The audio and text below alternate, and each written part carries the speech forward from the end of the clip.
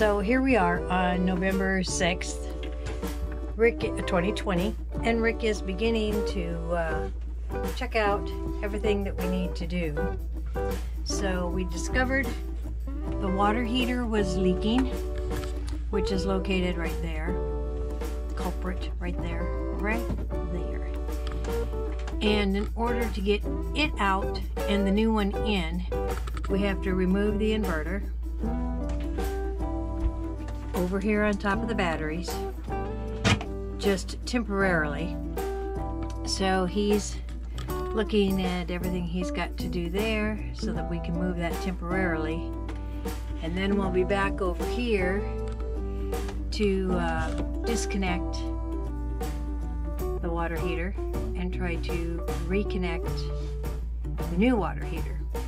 So I'll give you more as this process continues, but right now here's the beginning look.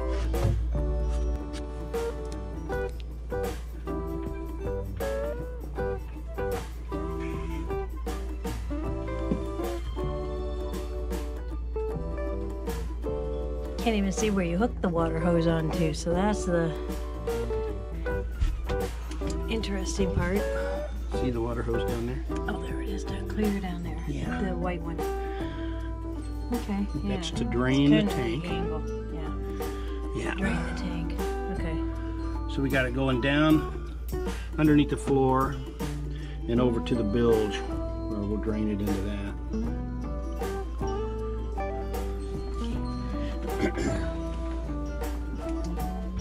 And we did have to put the table down just to make it a little bit easier. You gonna look at that to see? It's just slowly coming up. Yeah, if you look down in there, we've had just a little bit of water that accumulates in the bilge, and it's always done that. So we just suspected that there was water getting in from somewhere, and lo and behold,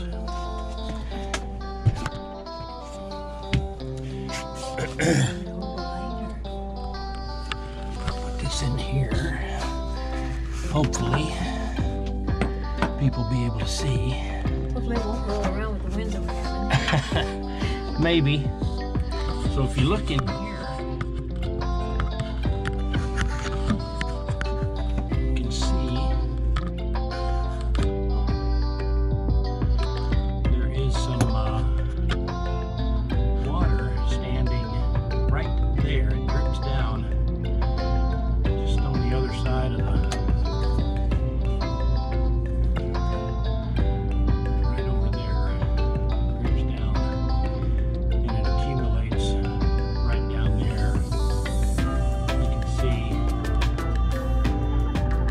water pump will have to be off. So we're going to take the water line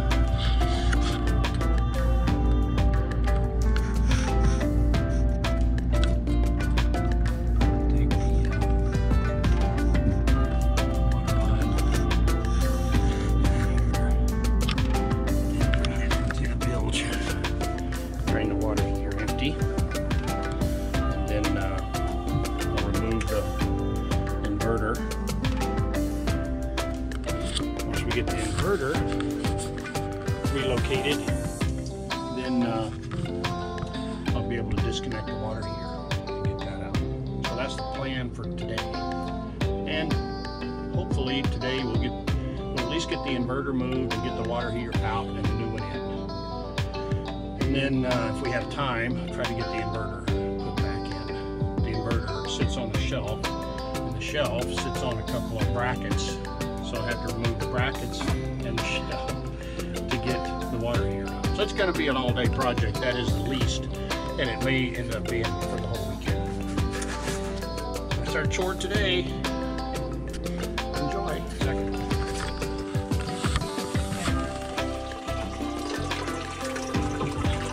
So, get the water heater drained. It's a little warm. You can see the steam rising off of it.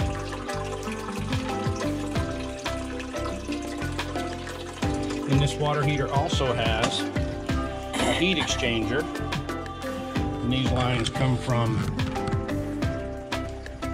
the cooling water circulating in the engine. So by closing these two valves, we isolate the engine coolant, and those go in and go circulate through the water heater and back out. So that way when the engine is running, it also heats the water in the water heater.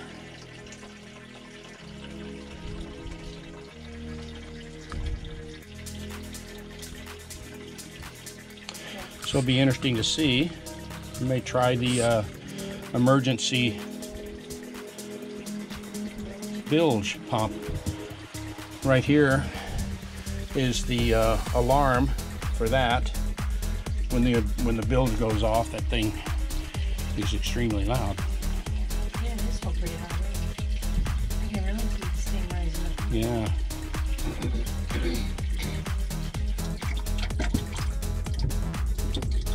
Yeah. Looks like that's it. No.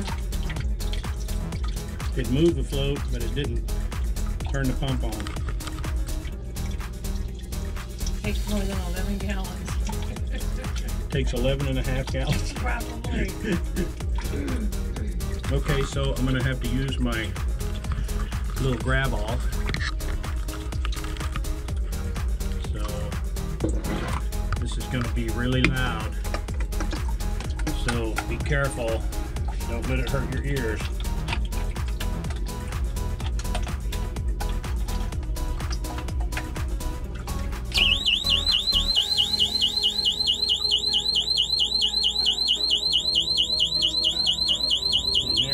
Pumping it out.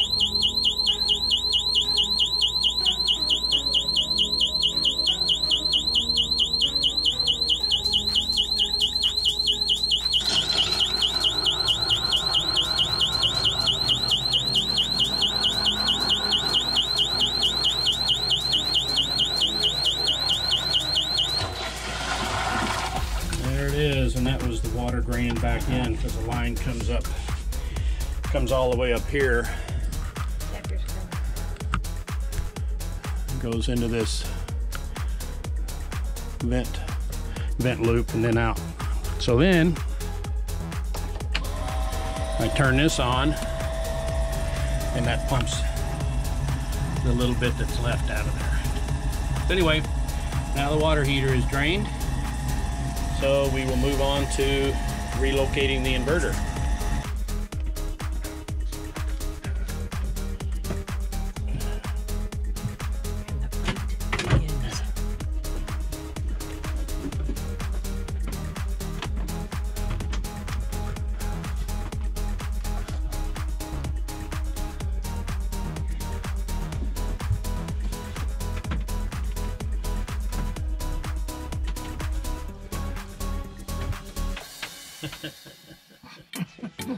Hi there.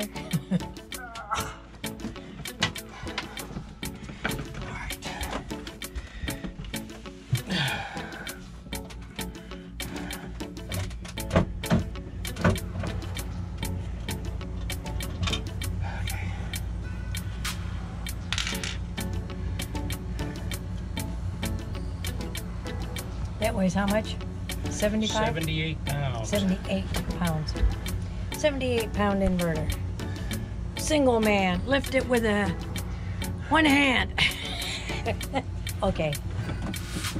Well, you know, you gotta find some humor in what you're doing.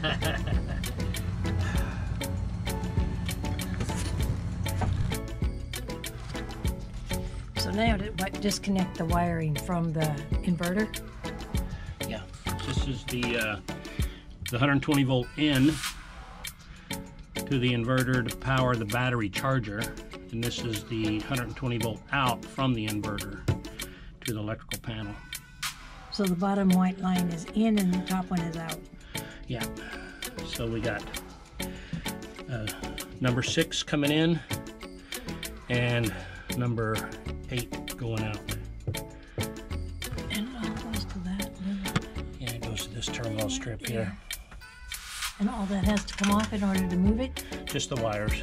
need to come off. Yeah, just the wires. Yeah. Obviously.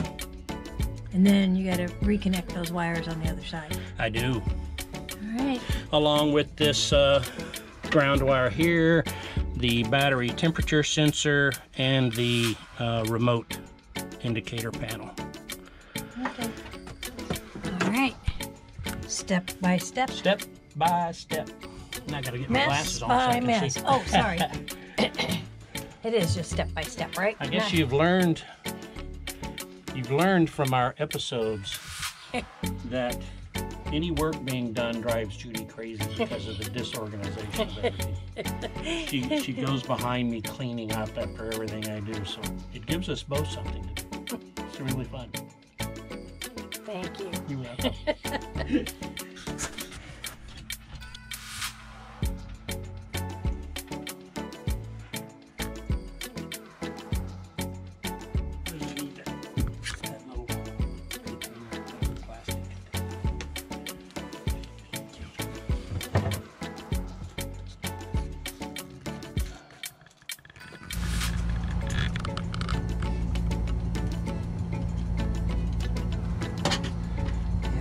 Butt splice here, but it's not marine.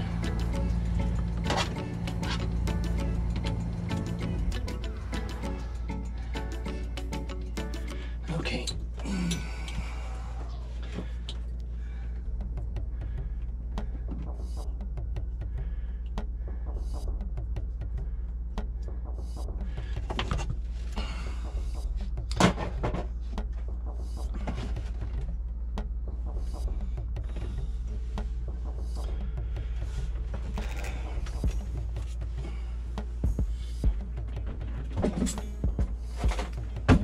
Well, guess what? The inverter would not fit over there.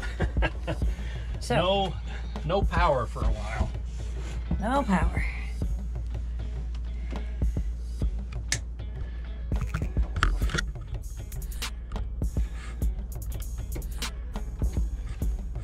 And the wind has been howling and making us rock and roll, which makes it fun.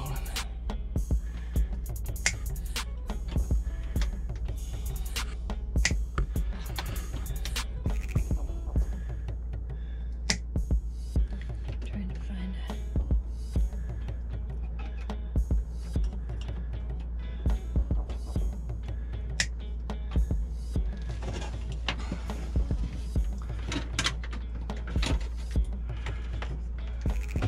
Well, at least it's not as tight-fitting hole as it could have been.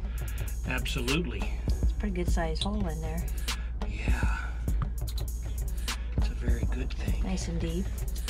Okay. Electrical disconnected.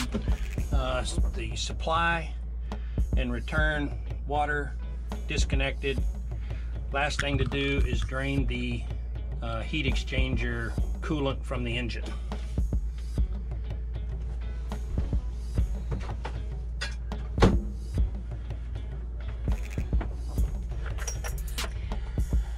Okay, that I think I can disconnect this end here. I think that we can raise it up a little bit. We can move it around a little bit. Hopefully we can get it raised up and slope it down so we can catch the coolant. Raise it up from the back end? Yeah, maybe slide it over a little bit and raise it up. There's no brackets holding it. What's it sitting on in the front? It has a base that's screwed down. Oh, I see the base. I see. Yeah. Ah, see it down there? Okay.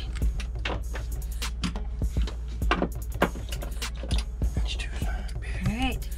All right, onward and upward. More in a minute. Talk about awkward positions. Now he's got to try to get to the back brace on the water heater.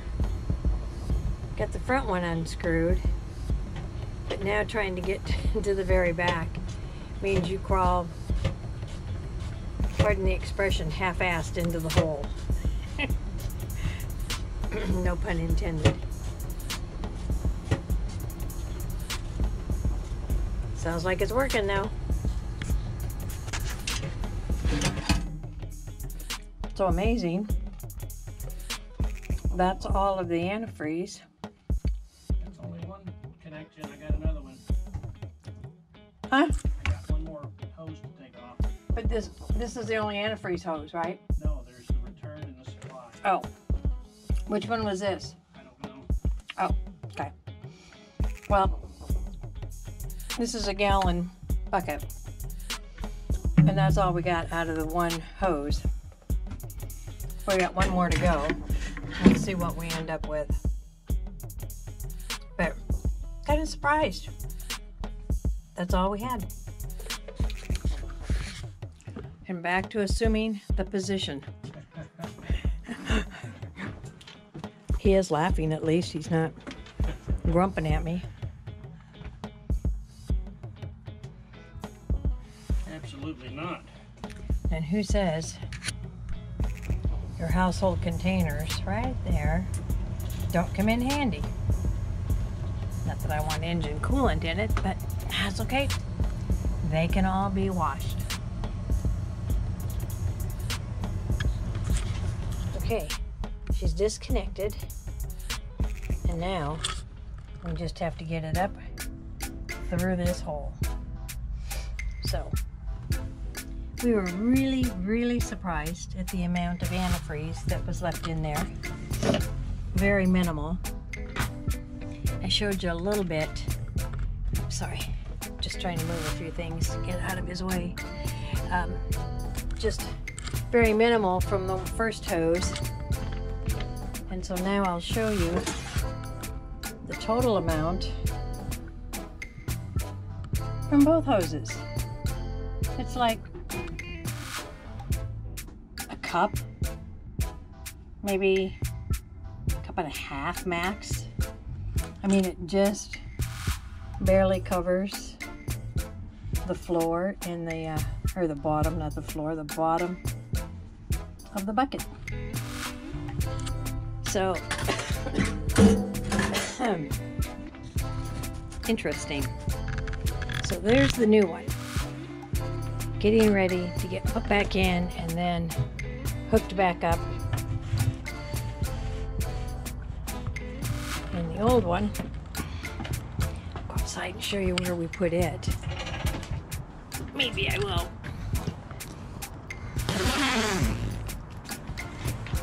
Okay, hold on everybody. Got my slippers on so I have to walk gently. Here's the old one. Lots of corrosion inside there.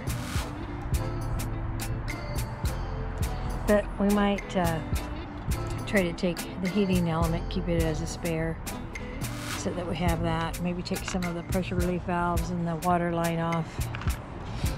But basically, she's sitting here on our step.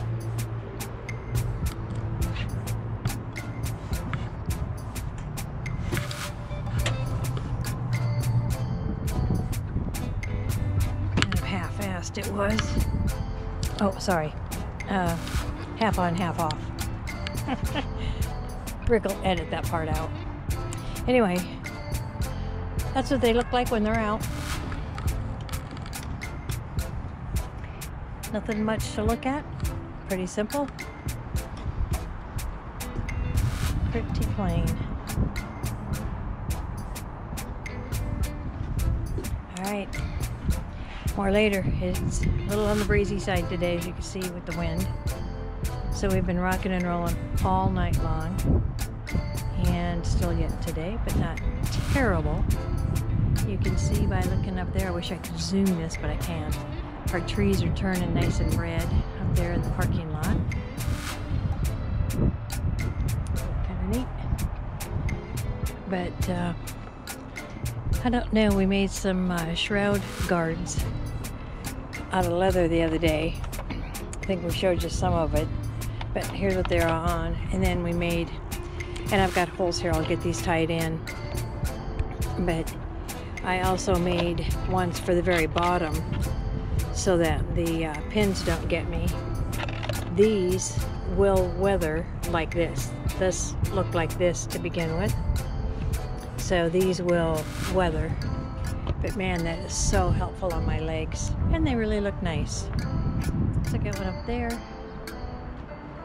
This water is really cruddy today, but that doesn't surprise me because the pail comes in here. But anyway, those covers look pretty good on each side.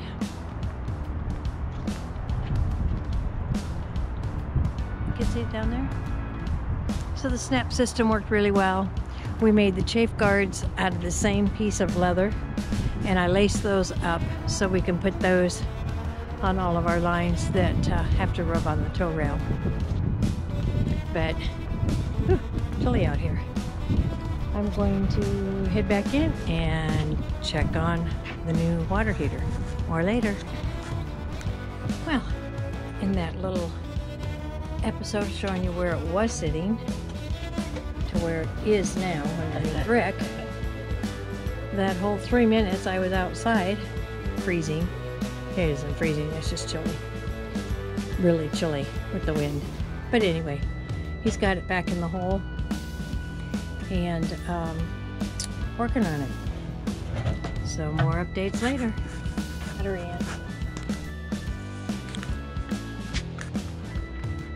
in. Inverter time? Inverter time! Yay! That means we're only about 2 hours, 3 hours from getting it back.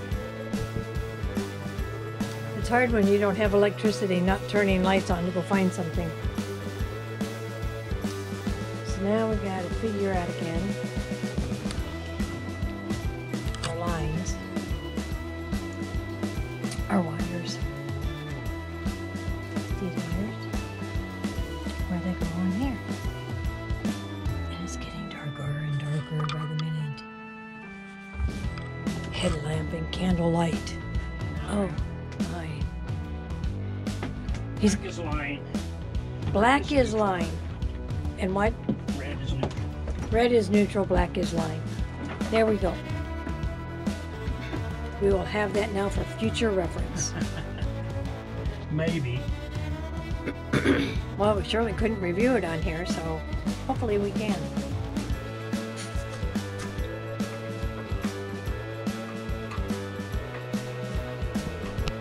Okay, it is 4:47 in the afternoon, still on November 6th. New water heaters in, running, full. So far no leaks. Inverters back, running, recharging. Batteries are all hooked back up.